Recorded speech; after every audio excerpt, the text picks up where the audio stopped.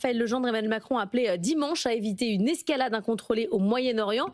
Sur la scène internationale, mais aussi sur la scène intérieure, il paraît un peu plus à contre-temps.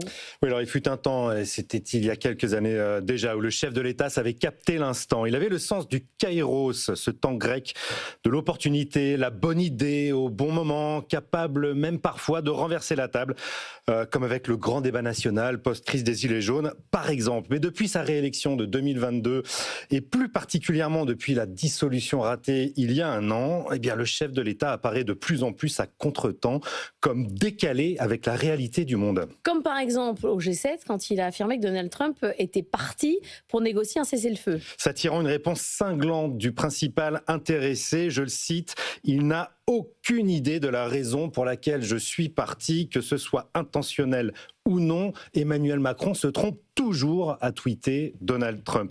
Et effectivement, le président américain préparait probablement bien davantage l'offensive sur l'Iran qu'un cessez-le-feu double camouflé pour Emmanuel Macron, qui encore hier a appelé à éviter une escalade incontrôlée au Moyen-Orient. Mais qui l'écoute encore?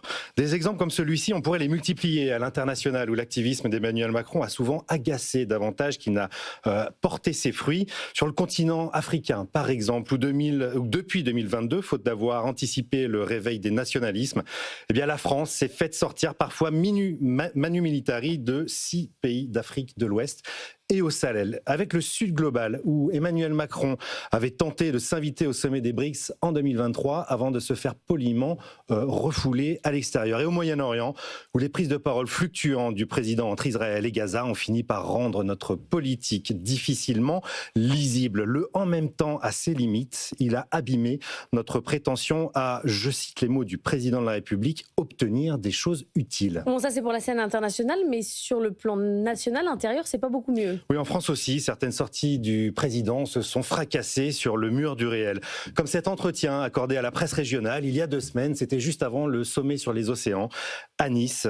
Le président y a dénoncé le lavage de cerveau sécuritaire et judiciaire mené, selon lui, par ceux qui veulent, je le cite, brainwasher sur l'invasion du pays et les derniers faits divers.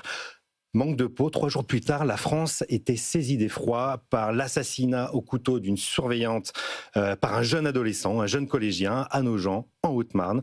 Le soir même, sur France 2, le président dénonçait la tyrannie des faits divers et des débats politiques qui deviennent le suivisme de l'actualité. Après bientôt 10 ans au pouvoir, Emmanuel Macron donne parfois l'impression de parler depuis une autre pièce que celle où se jouent les vraies urgences du pays. Le maître des horloges n'a peut-être pas perdu le pouvoir, mais il a incontestablement perdu le tempo.